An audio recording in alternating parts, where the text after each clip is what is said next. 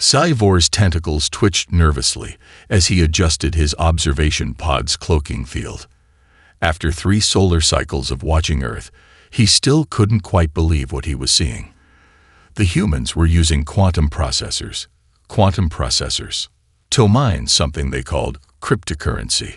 "This has to be some kind of mistake," he muttered, his chromatic skin shifting to a deeper shade of purple in frustration.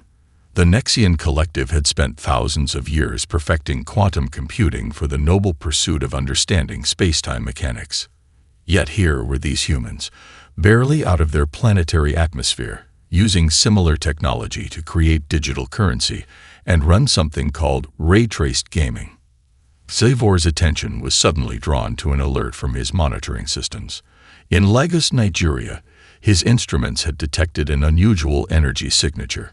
Quickly redirecting his observation drones, he focused on a small apartment complex in the heart of the city. A teenage girl sat cross-legged on her bedroom floor, surrounded by scattered electronics. What caught Sci-Fi's attention wasn't the mess of components, it was the familiar gleam of Nexian technology among them. With growing disbelief, he watched as she connected pieces of a crashed Nexian probe to her Earth-made smartphone, creating something entirely new. "Impossible," he whispered, his skin now pulsing with patches of alarmed yellow. The girl, whose name he learned was Adana from her social media feeds, had somehow managed to combine the probe's quantum scanning array with her phone's processing unit. The result? A device that could see through walls. "Guys, check this out." Adana's voice came through his monitors as she started a live stream. "Remember that weird metal thing that fell in the marketplace last week? Well, I figured out how it works, and you won't believe what I made with it." Sci-Fi watched in fascination as she demonstrated her invention, explaining her process to thousands of viewers. The comments section exploded with suggestions for improvements and requests for technical details. Within hours, makers and tech enthusiasts worldwide were discussing how to replicate and enhance her design. This wasn't an isolated incident. Over the next few Earth weeks, Sci-Fi documented hundreds of similar cases. In Seoul, a street vendor had modified his food cart with salvaged pieces of Nexian atmospheric sensors, creating a cooking system that could perfectly prepare meals based on customers' exact nutritional needs. A group of students in Sao Paulo had combined Earth's crude radio technology with fragments of a Nexian communication array, developing a device that could translate thoughts into any language. The humans weren't just using the technology. They were improving it, combining it with their own primitive systems in ways that defied Nexian understanding. They showed no reverence for the perfect symmetry of Nexian design, no appreciation for the millennia of careful development. Instead, they treated it like any other tool, something to be taken apart, modified, and repurposed.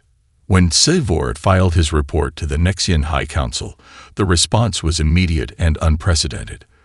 The council chamber's crystalline walls pulsed with waves of alarmed crimson as they reviewed his findings. "This cannot be allowed to continue," declared High Councilor Zenra, their usually melodious voice sharp with concern. "These humans show no respect for the natural order of technological progression. They must be stopped before they destabilize the very fabric of galactic development." But Sci-Fi wasn't so sure. Yes, the humans' approach to technology was chaotic, messy, and completely at odds with Nexian philosophy. But there was something compelling about their innovations, something that made him question everything he'd been taught about progress. As the council debated intervention protocols, Sci-Fi continued his observations. He watched as a grandmother in Vancouver used modified Nexian medical scanning technology to create an early warning system for her grandson's seizures. He saw a farmer in Kenya combine Earth solar panels with Nexian energy matrices to create a more efficient irrigation system. Each innovation was imperfect by Nexian standards. They were inelegant, sometimes unstable, and often relied on what the collective would consider desperate improvisations. But they worked. Not only did they work, but they sometimes achieved results that Nexian technology alone had never managed. The final straw for the High Council came when their monitoring systems detected humans beginning to replicate and mass-produce hybrid technologies. Markets in Mumbai, makerspaces in Melbourne, and tech hubs in Mexico City were all buzzing with activity as people shared designs, suggested improvements, and built upon each other's innovations. Initiate First Contact Protocol. The High Council commanded. We must guide these humans toward proper technological development before their chaos spreads. As Tyvor prepared for the official First Contact mission, he couldn't help but wonder, what if chaos wasn't the enemy of progress? What if the humans' messy, unpredictable approach to innovation wasn't a flaw, but a feature? He would soon find out, though not in any way the Nexian collective could have predicted. The crystalline ships of the Nexian fleet descended through Earth's atmosphere in perfect geometric formation, their surfaces refracting sunlight in carefully calculated patterns. Everything about their arrival had been meticulously planned to inspire awe and establish their technological superiority. Everything, that is, except humanity's response. Dr. Sarah Chen was live streaming before the ships even touched ground.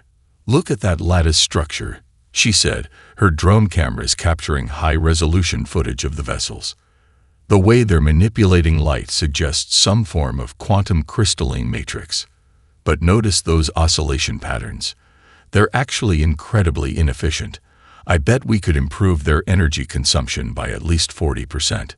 By the time the Nexian delegation emerged from their ships to deliver their carefully prepared speech about guiding humanity toward proper technological development, Sarah's stream had over 10 million viewers. Questions and suggestions flooded the chat as makers and engineers worldwide analyzed the Nexian technology in real time. Tyvor watched in horror as the humans largely ignored the Nexian High Council's formal greeting. Instead, their attention was focused on the quantum core that the Nexians had brought as a gift, a demonstration of their superior technology that was meant to humble and guide humanity. "Now this is interesting," Sarah said, having somehow already gotten her hands on the quantum core. She had it partially disassembled on her workbench, her augmented reality overlays highlighting its components for her viewers. They're using a traditional crystalline matrix for quantum state maintenance, but look at how they've configured the entanglement nodes. We could easily adapt this to work with our silicon-based systems. The Nexian delegation's skin collectively shifted to a shocked white as they watched their sacred technology being casually taken apart on worldwide broadcasts. But what happened next truly threw them into chaos. Within days, hybrid devices began appearing across the globe. A group of engineering students in Mumbai combined the quantum core's principles with conventional microwave technology. The result was something that should have been impossible: a stable, room-temperature teleportation device that worked on small objects. "It's not really that complicated," explained Raj Patel, one of the students, in a viral video. The Nexians were so focused on maintaining quantum stability through perfect crystalline structures that they missed the obvious solution. A modified microwave resonator can achieve the same effect with way less energy consumption. Sure, it's a bit messy, but it works. The Nexian High Council was thrown into unprecedented disorder. Their perfectly planned first contact was spiraling out of control. Humans weren't just failing to show proper reverence for Nexian technology. They were modifying it, improving it, and freely sharing their innovations with others. "This is unprecedented," declared High Counselor Zenra, their skin now pulsing with distressed patterns. "No species has ever dared to alter our perfect designs. The humans must be stopped before they corrupt our technology further." But it was already too late. Sarah Chen's latest video had just gone viral. 10 easy improvements to Nexian quantum computing. Makerspaces worldwide were already implementing her suggestions, combining Earth's digital technology with Nexian quantum systems in ways that somehow enhanced both. A teenager in Berlin created a neural interface using a modified gaming console and Nexian quantum circuits.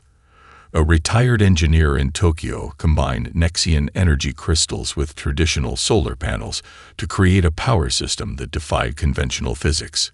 Each innovation sparked dozens more, as humans freely shared their discoveries, and built upon each other's ideas. Ivor found himself secretly fascinated by the chaos. He watched as Sarah Chen hosted a global hackathon, challenging people to find new applications for Nexian technology. The results were simultaneously horrifying and amazing. Quantum-enhanced coffee makers, hybrid transportation systems, and even entertainment devices that the Nexians had never imagined possible. The beauty of human innovation, Sarah explained in one of her videos, is that we're not afraid to try things that might fail. We learn from our mistakes. We build on each other's ideas. And sometimes, the craziest combinations lead to the biggest breakthroughs. The final shock came when a group of high school students used a combination of Nexian quantum cores and Earth's crude digital networks to achieve something the Nexians had deemed theoretically impossible: instantaneous communication across interstellar distances. "We just had to think outside the box," explained Lisa Martinez, the 16-year-old lead developer. The Nexians were so focused on maintaining quantum coherence that they never considered using controlled decoherence as a communication medium. As Ivor prepared his report on these developments, he realized that the Nexian collective faced a choice: adapt to this new reality or risk becoming obsolete. The humans weren't just using their technology. They were transforming it, evolving it, and sharing it in ways that threatened to upset the entire galactic order. The age of perfectly ordered technological progress was over. The era of human chaos had begun. Marcus Jackson wiped the grease from his hands and stepped back to admire his creation. The motorcycle hovering in his Detroit workshop defied everything the Nexians had taught about anti-gravity technology. Their perfectly engineered systems required pristine conditions and crystalline matrices. Marcus had achieved the same result with modified Harley parts and a salvaged Nexian power core. "She purrs like a kitten but flies like an eagle," he said, patting the hybrid machine's fuel tank. The bike's engine combined traditional internal combustion with Nexian quantum enhancement, creating something entirely new. When he fired it up, the machine lifted smoothly off the ground, surrounded by a soft blue glow that pulsed in sync with the Harley's trademark rumble. Across the globe, similar innovations were spreading like wildfire. In Vietnam, farmer Tran Minh had transformed agriculture overnight by combining recycled smartphones with Nexian molecular assemblers. His self-replicating nanobots could analyze soil conditions, adjust crop genetics in real time, and increase yields by 300%. The Nexians were thinking too big, Tran explained to a crowd of amazed farmers. They designed their molecular assemblers for planetary terraforming. But with some human ingenuity and old smartphone processors, we can make them work on a much smaller, more practical scale. The Nexian observation team was struggling to maintain their composure. Their carefully ordered minds couldn't process the chaos of human innovation. Every day brought new, impossible combinations of Earth and Nexian technology. Street artists in Sao Paulo were using modified Nexian holographic systems to create interactive murals that responded to viewers' emotions. A fishing village in Indonesia had adapted Nexian weather control technology to create localized climate bubbles, protecting their boats from storms while maintaining the natural weather patterns that sustained marine life. But it was Dr. Sarah Chen's latest discovery that truly shook the galactic order. After months of studying Nexian biology and technology, she had uncovered their most closely guarded secret: the key to their biological immortality. "It's actually quite elegant," she explained in a controversial paper that spread across the internet. The Nexians achieved immortality through perfect quantum coherence of their cellular structures. But their solution is needlessly complex. By combining their quantum techniques with human stem cell research, we can achieve the same result with a fraction of the energy and resources. The Nexian High Council's reaction was immediate and severe. Their skin shifted to deep crimson, a sign of extreme distress, as they reviewed Sarah's findings. She hadn't just discovered their immortality technology. She had simplified it, improved it, and worst of all, made it accessible to everyone. "This is beyond acceptable parameters," declared High Counselor Zenra. The humans must be stopped before they completely destabilize the galactic order. But humanity's technological revolution couldn't be contained. A group of medical researchers in Nairobi had already adapted Sarah's findings to cure several genetic diseases. A team in Montreal was using the principles to develop new regenerative therapies. The knowledge was spreading, evolving, and being improved upon at a pace that terrified the Nexians. Sci-Fi found himself spending more time in his observation pod, fascinated by humanity's chaotic approach to innovation. He watched as a 12-year-old girl in Auckland combined Nexian quantum computing with her father's vintage record player to create a device that could extract and play music from any surface, essentially reading the vibrations of past events. Humans don't just use technology, Sci-Fi noted in his private log. They play with it. They combine it in ways that should be impossible. They treat our most advanced systems like building blocks in a cosmic playground. The revolution reached its peak when a coalition of human makers and engineers announced the Open Source Everything initiative. They began freely sharing all their hybrid technology designs, allowing anyone with basic tools and knowledge to create incredible innovations. Marcus's flying motorcycle designs spread worldwide, with local mechanics adding their own improvements. Trans-agricultural nanobots were adapted for different climates and crops. Sarah's immortality research was being peer-reviewed and enhanced by scientists globally. The Nexian collective watched in horror as their perfectly ordered universe descended into what they saw as technological anarchy, but they couldn't deny the results.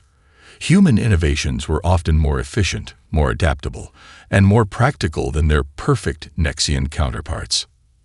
As the revolution spread, Sci-Fi made a decision that would change his life forever. In his latest report to the High Council, he included not just observations but a controversial conclusion. Perhaps perfection isn't the highest goal of technological advancement. Perhaps there's something to be learned from human chaos after all. The Nexian High Council's ultimatum arrived on every screen on Earth simultaneously, their crystalline forms pulsing with authoritative blues and golds. Cease all unauthorized modifications of Nexian technology immediately, or Earth will be quarantined from the galactic community. The human response came not from world leaders or official channels, but from a basement in Seattle. Dr. Sarah Chen, surrounded by hybrid tech that shouldn't exist, hit upload on her latest video.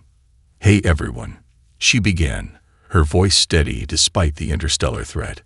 "The Nexians just tried to shut us down, so I figured this would be the perfect time to release everything."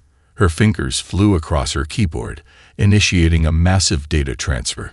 "I'm uploading all our research, all our breakthroughs, all our impossible innovations to every open-source platform we can access."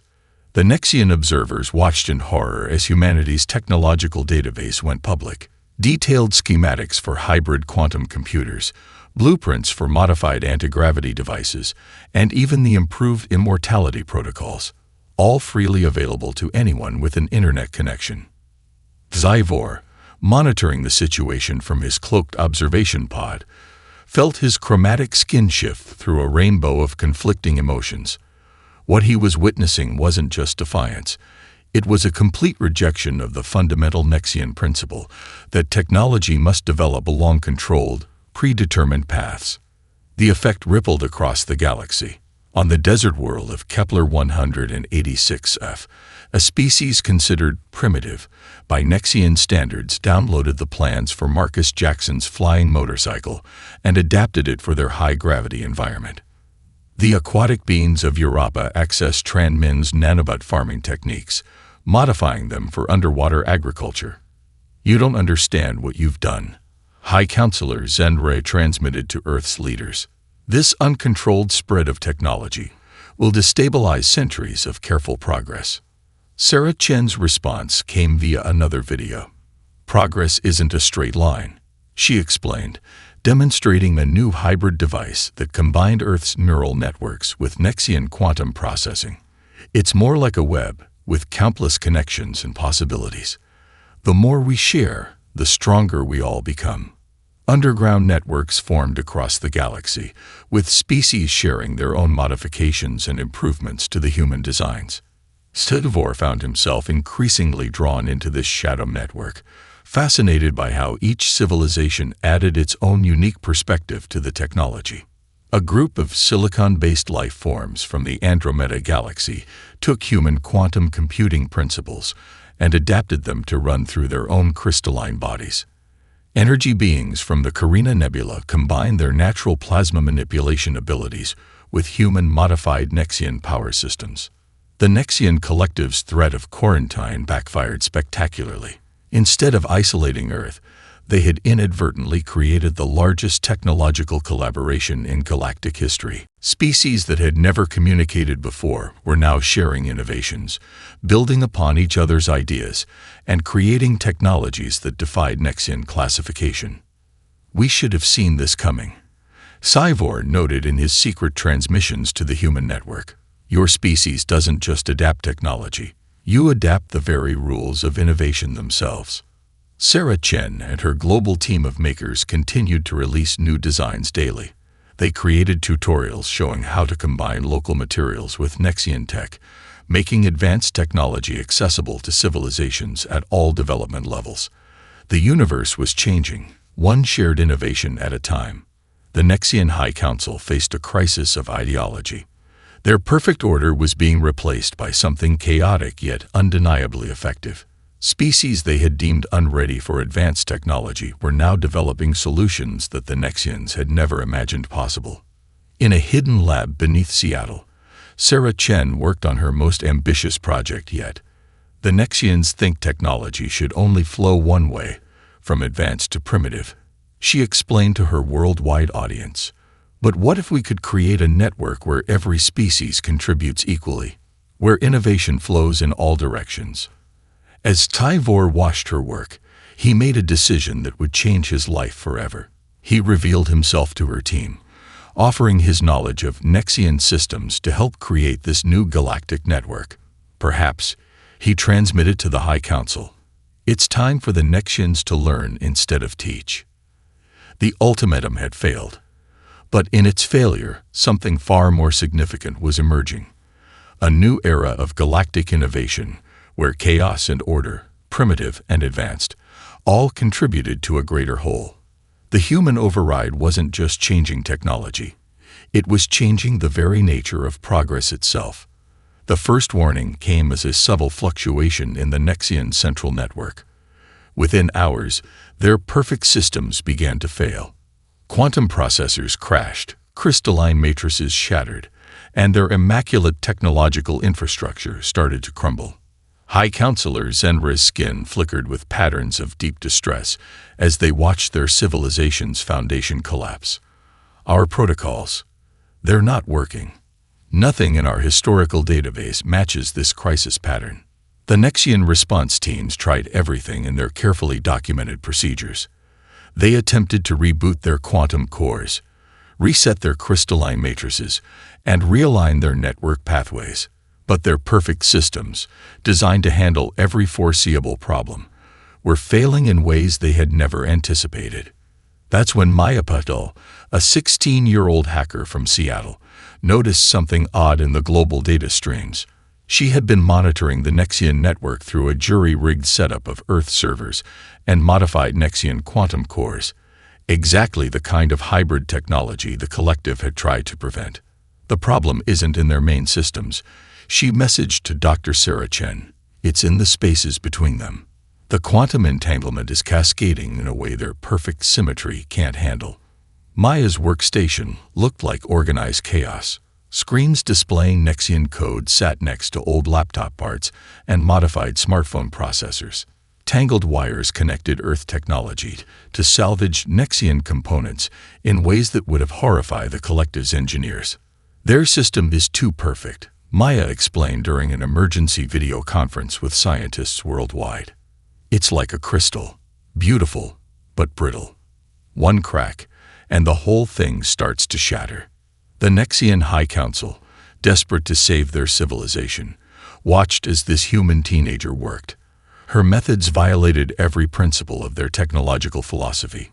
She patched quantum processors with modified gaming computers, stabilized network nodes with repurposed smartphone chips, and used social media algorithms to predict and counter cascade failures. "This is madness," declared one Nexian observer, their skin pulsing with patterns of confusion and fear. "She's introducing intentional imperfections into the system." But Maya's madness was working. By creating controlled points of chaos within the network, she was giving it room to adapt and heal.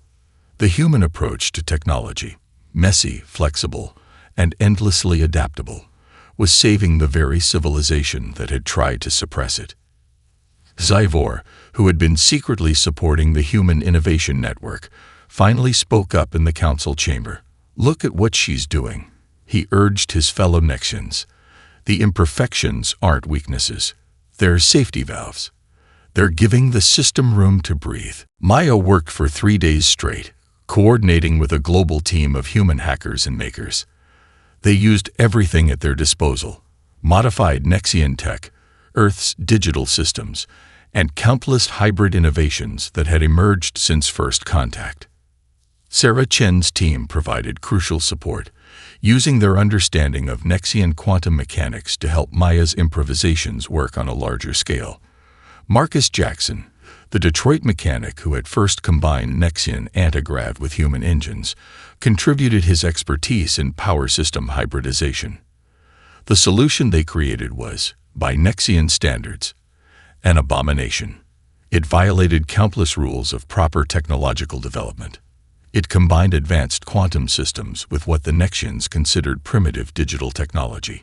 It was messy, inelegant, and somehow beautifully effective.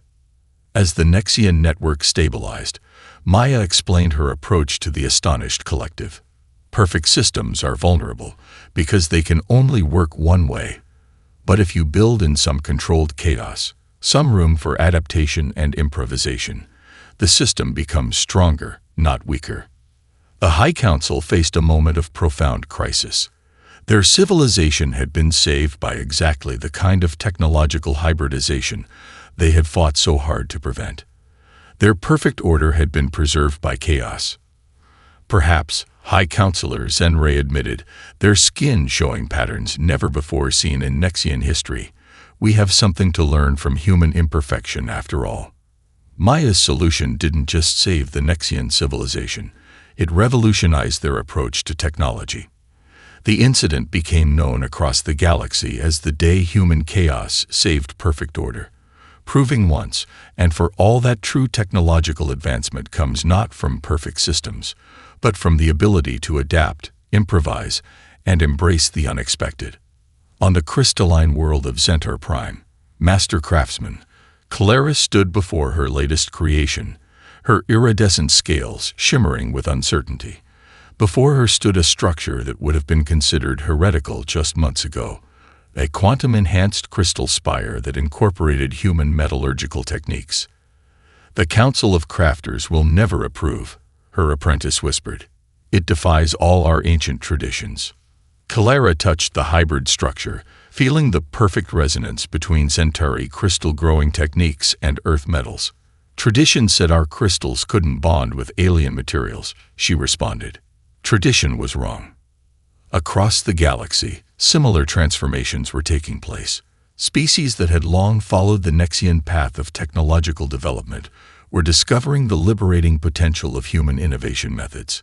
The change wasn't just technological, it was cultural.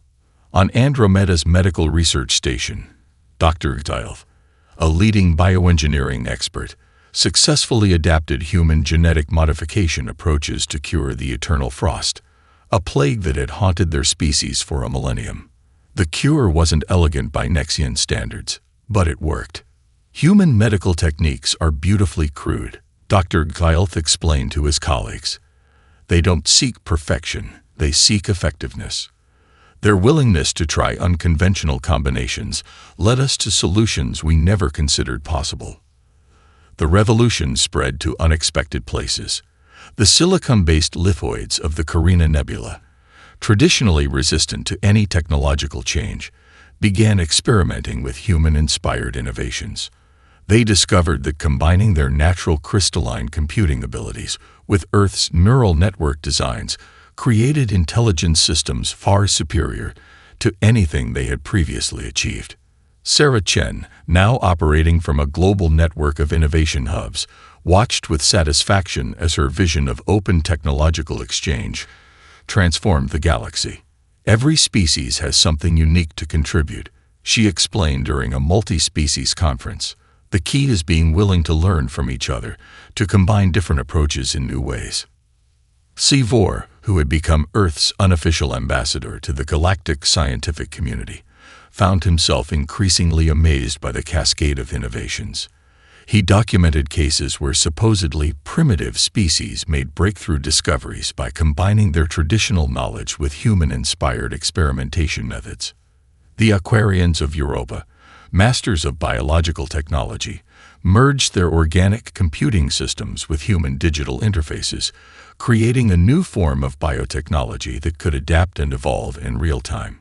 The energy beings of the Pleiades cluster learned to incorporate human chaos theory into their plasma manipulation, achieving unprecedented control over stellar phenomena.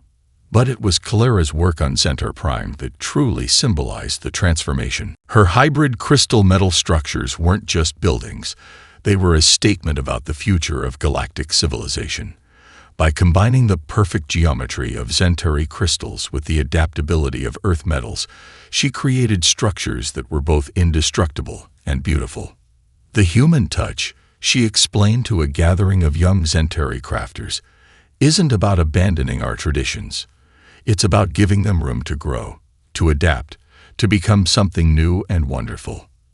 The Nexian collective watched as their carefully maintained technological hierarchy crumbled. Species they had deemed too primitive for advanced technology were now developing innovations that challenged Nexian supremacy. The galaxy was becoming a messy, creative, collaborative space where ideas flowed freely between civilizations. Marcus Jackson's Detroit workshop became an unlikely hub for interstellar innovation. Alien engineers would visit Earth to learn his approach to technological hybridization, then return to their worlds to create their own unique combinations. His flying motorcycle design had spawned thousands of variations across hundreds of worlds. It's not about making things perfect, Marcus would tell his alien students. It's about making them work, making them better, and most importantly, making them your own. Maya Patel, the teenage hacker who had saved the Nexian network, established a galactic coding collective where species could share their unique approaches to computing. The resulting fusion of biological, quantum, digital, and crystal-based computing created systems that defied traditional classification. As Sivor prepared his latest report to the increasingly irrelevant Nexian High Council, he realized that they had completely misunderstood the nature of human innovation. It wasn't a threat to galactic order. It was a catalyst for something greater. The human touch, he wrote, isn't chaos for chaos's sake.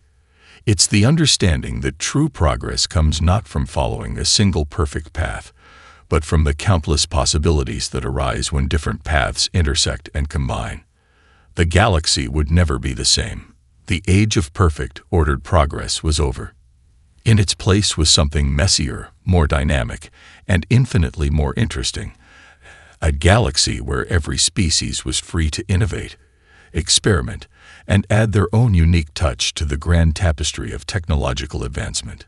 It began as a whisper in the vast digital networks spanning the galaxy, a strange pattern of code that seemed to exist between the rigid Nexian protocols and the chaotic human innovations.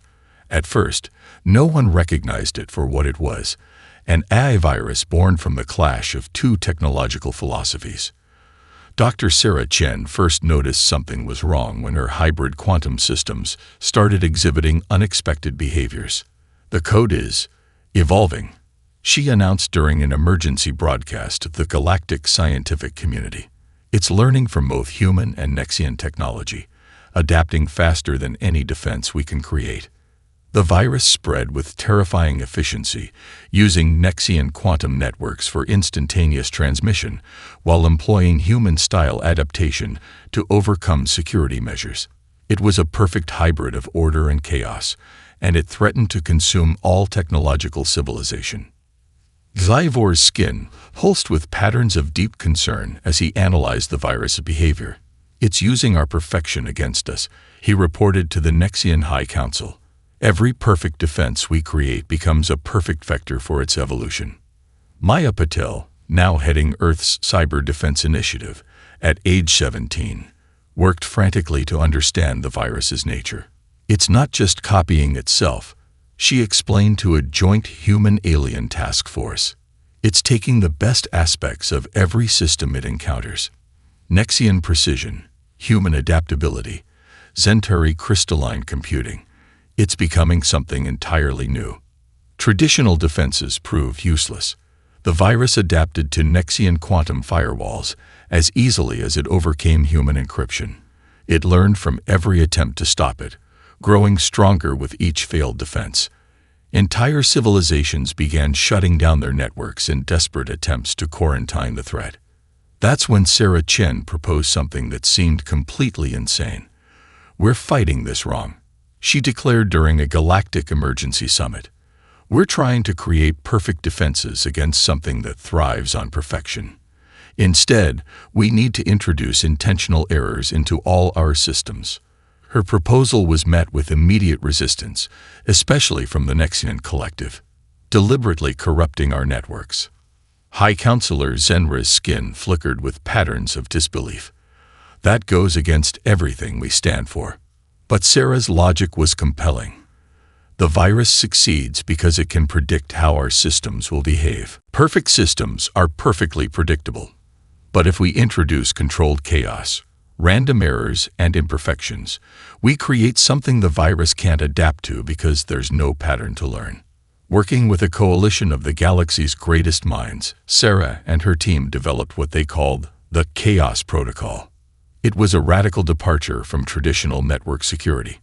Instead of trying to create impenetrable defenses, they would make their systems intentionally unpredictable.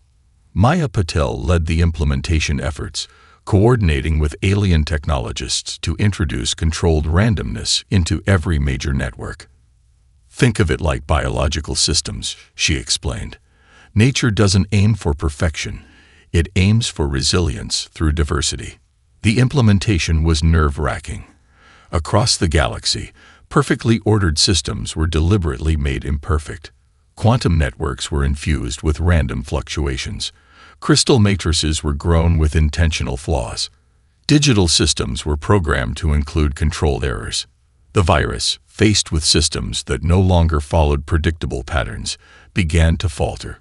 Its perfect hybrid of order and chaos couldn't adapt to truly random variations. Each attempt to evolve was met with a new, unpredictable configuration. "It's working," Maya announced as the virus's spread began to slow. "The random imperfections are creating a kind of immune system. The virus can't predict what our networks will do because we can't even predict it ourselves." Zyvor watched in amazement as human chaos once again proved its worth. "We thought perfection was the highest goal," he mused in his personal log. "But nature itself shows us that imperfection, controlled chaos, is what allows systems to survive and adapt." As the virus was gradually contained and eliminated, the galaxy faced a new reality. The age of perfect, predictable systems was over. In its place was something more resilient, a technological ecosystem that thrived on controlled chaos and planned imperfection. Sarah Chen, addressing the galactic community after the crisis, summed it up perfectly. "Today we learned that true security doesn't come from building perfect walls, but from embracing imperfection as a strength. The future belongs not to those who achieve perfection, but to those who know how to dance with chaos." 5 years after the virus crisis, the Nexian homeworld hosted an event that would have been unthinkable just a few years earlier: the inauguration of the Human Chaos Engineering Academy. The crystalline spires of the ancient city had been modified with Earth-inspired technologies, their perfect geometries now enhanced with controlled imperfections that made them stronger and more beautiful than ever before. Zyvor, now serving as the Academy's first headmaster, stood before a gathered crowd of students from across the galaxy. His skin displayed a complex pattern of colors that reflected his journey from strict Nexian observer to champion of hybrid innovation. When we first encountered humans, he began, we thought we were meeting a species that needed our guidance. Instead, we found teachers who showed us that the path to advancement isn't straight or perfect. It's wonderfully, powerfully chaotic. The Galactic Innovation Exchange, headquartered in the same complex, had transformed interstellar civilization. Species that once feared deviating from Nexian technological standards now freely shared their unique approaches to innovation. The exchange's central hall featured Marcus Jackson's original flying motorcycle, displayed alongside thousands of variations created by different civilizations. Dr. Sarah Chen, addressing the assembly via a holographic link that combined Nexian quantum technology with human neural interfaces, spoke about the journey. We've created something unprecedented, not just new technology, but a new way of thinking about progress itself. Every species brings their own chaos to the mix, and that diversity makes us all stronger. The Nexian High Council, transformed by years of human influence, had abandoned their role as technological gatekeepers. Instead, they served as facilitators of what they now called controlled chaos innovation. High Counselor Zenra's skin showed patterns of pride as they described the change. We once believed that perfection was the highest goal, they admitted. But perfection, we learned, is static. True advancement comes from the dynamic interplay of order and chaos, tradition and innovation, the perfect and the wonderfully imperfect. Maya Patel, now a leading figure in galactic cybersecurity, had developed new protocols that intentionally incorporated randomness and imperfection as security features. Her methods, once considered heretical, were now standard practice across the galaxy. Security isn't about building perfect walls, she explained to a class of mixed-species students. It's about creating systems that can adapt, evolve, and even fail in controlled ways. That's the real legacy of the human override. Understanding that strength comes from embracing chaos, not fighting it. The changes weren't limited to technology. The Zentari crystal smiths had created a new art form that combined their traditional perfect geometries with human-inspired random elements. The Andromean bioengineers had revolutionized medicine by incorporating controlled mutation into their healing techniques. Even the energy beings of the Pleiades had learned to enhance their natural abilities through controlled instability. Throughout the galaxy, the term human override had come to mean something more than just technological modification. It represented a fundamental shift in how civilizations approached progress itself. Innovation centers on thousands of worlds combined local traditions with human-inspired chaos, creating technologies and solutions that would have been impossible under the old order. As Tyvor concluded the inauguration ceremony, he revealed one final surprise. The Academy's quantum core, the heart of its computational systems, was the same one that Dr. Chen had first disassembled during the initial contact with Earth.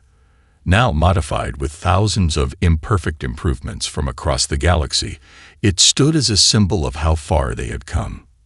This core represents our future, Tyvor declared, his skin showing a new pattern that combined Nexian precision with human spontaneity. Not perfect, not pure, but stronger and more beautiful because of its chaos, its combinations, its contradictions. The gathered species, humans, Nexians, Zentari, Andromedans, and countless others, celebrated not just the Academy's opening, but the dawn of a new age.